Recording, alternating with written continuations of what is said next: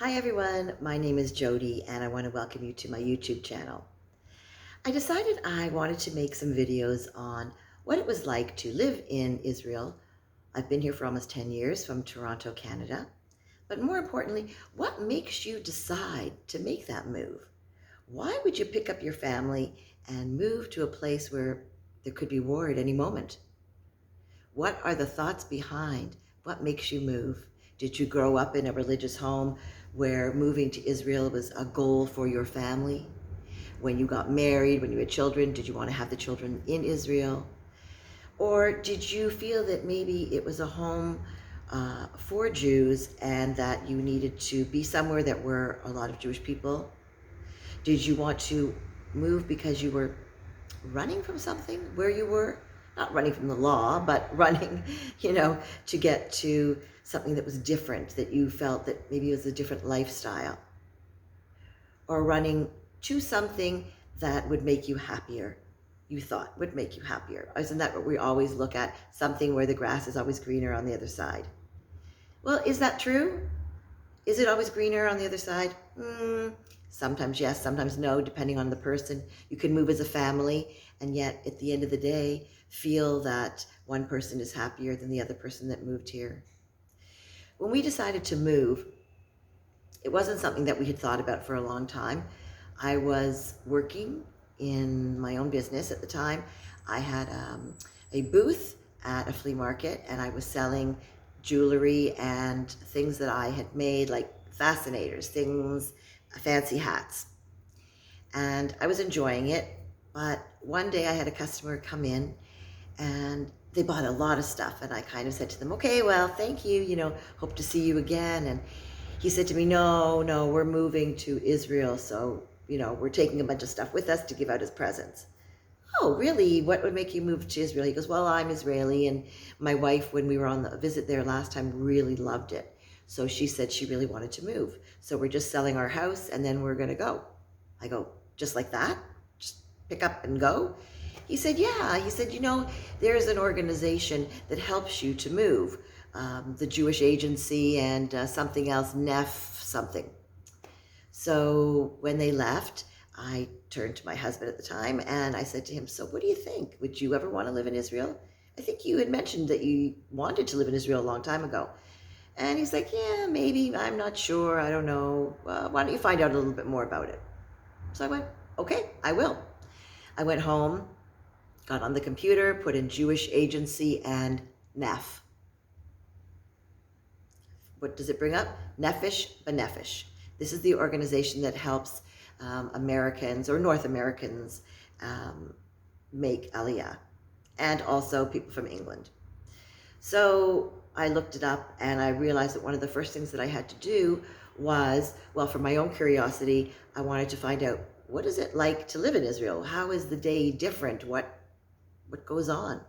How hard is it to find a job? Where would I live? And so I was interested in talking to someone about that. But before you do anything, you need to open a file with the Jewish Agency, telling them that you want to make Aliyah to Israel. So I did that, or I thought I did that, but when I hadn't heard back from anybody in about 2 weeks, I think, I must have done something wrong. So I called them, and they said, no, you don't have a file open. So I went to my computer, and they said, no, it's okay, we'll do it online together. So I said, great, because that's easier for me, and I make sure I get everything in. So I opened a file for my family, and I started to look up NefeshBinifish to see how they were involved in it. And people started phoning me from Israel, and I'm like, is that a long distance call from Israel? I'm like, I'm in the middle of downtown Toronto, I won't be able to hear, and I'm like, I can't believe they're calling me from Israel. And it felt so kind of like exotic and like I was like, I don't know, special. I felt special that they were talking to me all the way from Israel. And I started talking to a few people, but one person that focused on helping me, and his name was Steve Rosenthal. And he worked for NefeshBinifish, and he was a huge help. So I talked to him as much as I could, told him about why I thought we wanted to move and different things like that. But I really still wanted to find out what was the life like day to day. What did you do when you got up in the morning? Did you go to a cafe? Did you get right to work early in the morning? Did you have to have 3 jobs? How hard was it to get a job? All of these things running through my mind was driving me crazy. I wanted answers. So, the answer that I got most often from different people that I spoke to, it's like a regular day, like it's like your day. I went, well, I don't think it is like my day. Well, maybe it is, but I don't really know. So I started to go online and try to find information about people that had written about it. And I really couldn't find anything. Now, remember, this is 10 years ago. It's going to be 10 years in March 2022.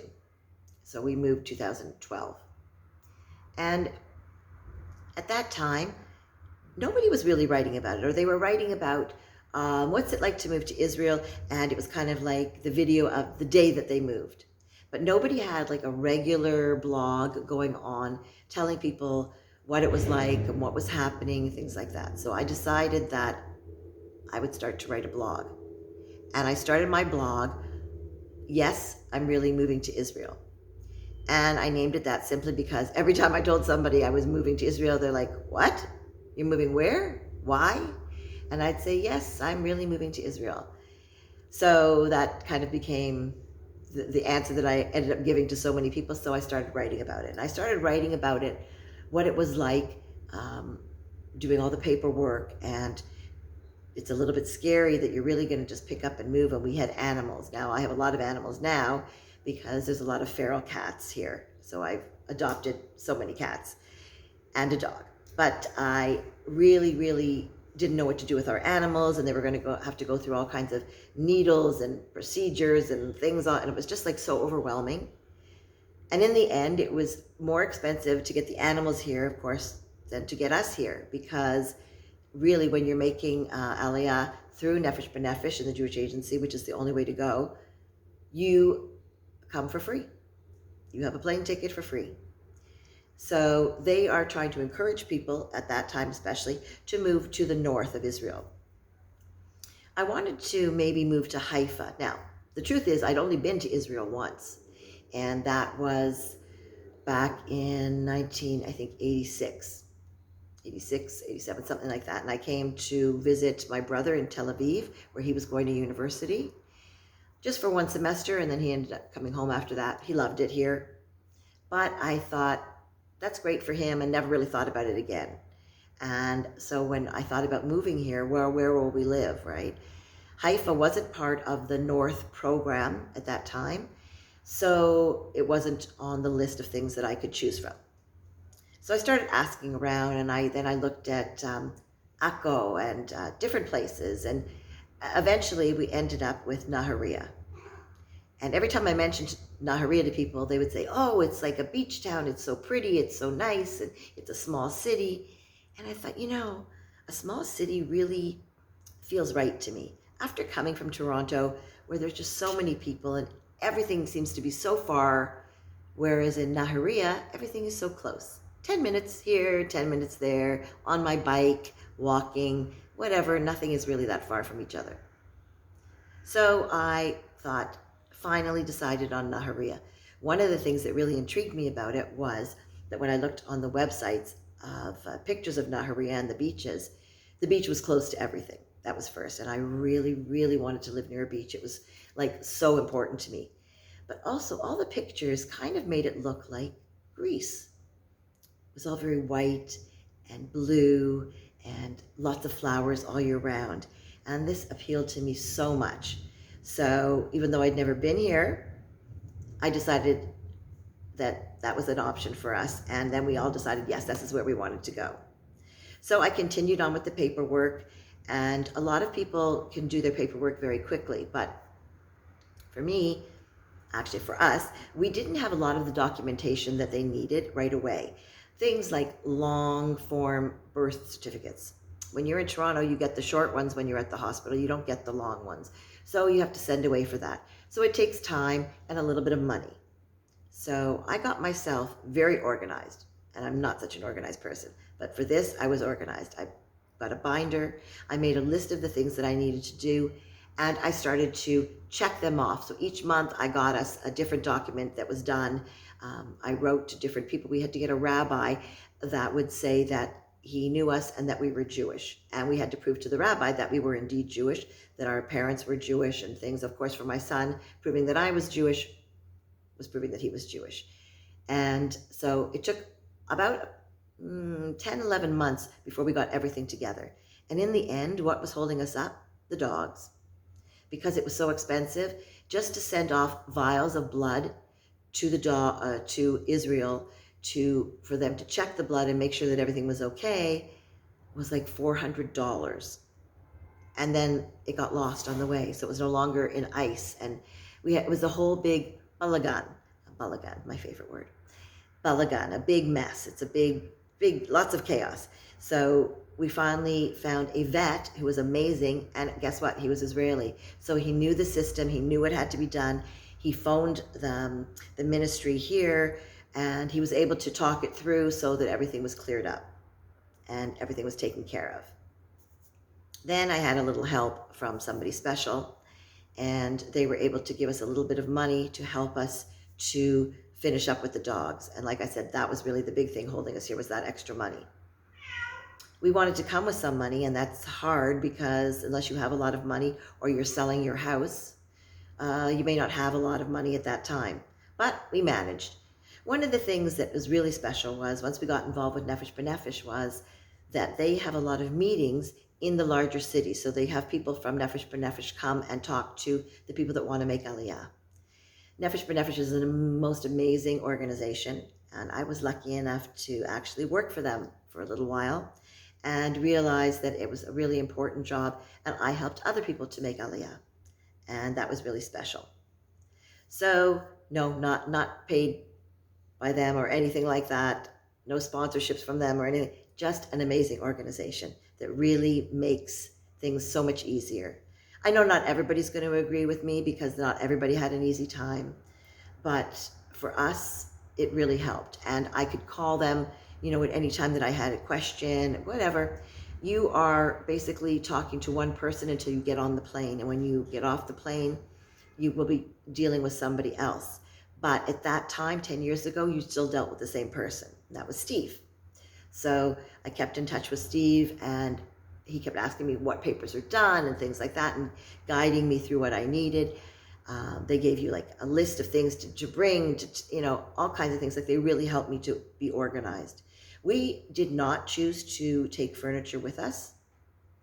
We didn't know. I had heard that the places could be smaller or whatever, and the furniture might not fit. Plus, let's be honest, if you want to take furniture with you, what they call a lift, and have your stuff come basically by boat, you can be paying thousands and thousands of dollars. And then you have to wait and organize it. You either have to live without furniture for a while, or when you get here, you're waiting at this end. Sometimes both. So we decided we were not taking furniture, so we're just taking suitcases. And we took about 14 suitcases in total, most of which were mine.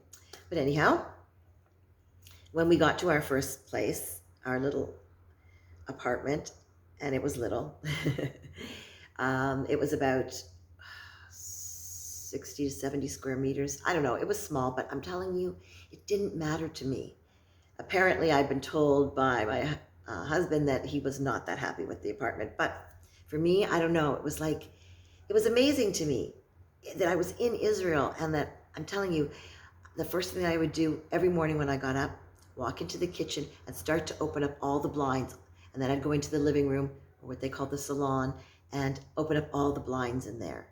And all of a sudden this light came through, and we moved in March. So there was really only a little bit of rain left for the year. And then we didn't see rain for 8 months. Now that's not always the way, but this year that's what it was. 8 months, no rain.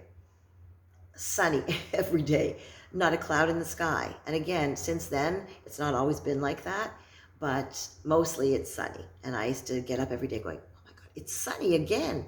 And it's warm again. It's like, I couldn't get used to it. The clothes that I brought with me that were my summer clothes turned into my winter clothes, because it's so hot here that even your summer clothes, even if it's like a linen long sleeve, was too hot. So slowly I started to figure out what to wear and what not to, and it was just always hot. But I didn't mind it, and I loved the beach. Being able to walk to the beach was incredible.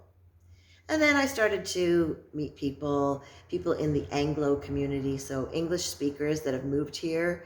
There was a lot of different groups going on for English speakers, and I was lucky enough, or we were lucky enough, to meet a lot of couples at the time. Some of those couples have gone back to the United States or wherever they came from. Things were not perfect for them, and they decided not to stay here. But there were a lot of other people, of course, that stayed. I just I just felt so amazed that it's like you get on this plane, you don't know what's happening. You assume you're going somewhere, you're up in the air, you're going somewhere, but then you get off and you're in a totally different country. And I mean, when I think about it, just like getting a plane up in the air with all those people, that's amazing too. But to be in Israel was very special. It wasn't a religious thing for me, it was just a special feeling. And of course, I really didn't know any Hebrew. My Hebrew's not even so much better now, but I tried to teach myself before we left, and I had like little stickers up everywhere, Post-it notes, saying what this was, what that was. Of course, I didn't know if I was pronouncing them right, but did the best I could. I would say I have a very large vocabulary, but I can't always put the sentence together properly. Yes, even after 10 years, the famous question, why don't you speak more Hebrew? I don't know. I don't know. Did I go to Ulpan, a place where they teach you to speak Hebrew? Yes. Did I finish? No. Did I go a second time? Yes. Did I finish? No. I can't sit for that long. I cannot sit so many days a week for 3 and 4 hours. It's just too hard for me. Okay, so people, it's okay, you'll learn in the street. And you do learn some things. But unless you are a student that is practicing all the time, or you are a younger person, like my son, no problem learning. Ein baya, no problem. He learned, he went to school after when we arrived in March, then was Purim and Pesach, different holidays. So they were like, no, don't bring him to school yet, bring him after all the holidays. So he was a little bit bored, but at the end of the day, he did end up going. And he went to school, it was already like May. And he loved it. He was like a star. He looked from Canada, and he looked a little bit like Justin Bieber. He was like just turning 13. So he was a big hit at the school. And he loved it. And he started to learn very quickly. Then summer hit. And he had made some friends, so he continued to speak to his friends. And at that time, I guess, I didn't realize, but all of a sudden one day I kind of heard some voice coming from his room, and I'm like, who is that man who was speaking Hebrew in Noah's room? Well, guess what? It was my child. He grew up, his voice changed, and he was speaking Hebrew. So it was a pretty amazing thing that it happened kind of like overnight, really quickly. Then he went back to school. He had some soldiers helping him, and it was pretty amazing. He learned really, really quickly. So he had no problem. When he was getting ready to go to the army a few years later, he was told that he might have to take some extra lessons. But by the time it actually came around for him to actually go into the army, he knew enough Hebrew, so it wasn't a problem. And since then, he's been teaching himself Russian, and he's pretty happy here. And I'll get into that in another time. So I think I'm going to end right now before it gets way too long, and we'll pick it up soon with what happens next. And any questions about making Aliyah or moving forward, what's it like to live here? How did you get a job? Did you get a job? Things like that next time. Okay? Thank you. Please subscribe to my channel. I'd love to see questions and things, comments from people that either live here, don't live here. What's it like? I want to help you. If you want to move to Israel, if you don't want to move to Israel, if you just have questions, I'm here to answer them. Thank you very much. Love you guys. And I look forward to seeing you in my next video. Bye.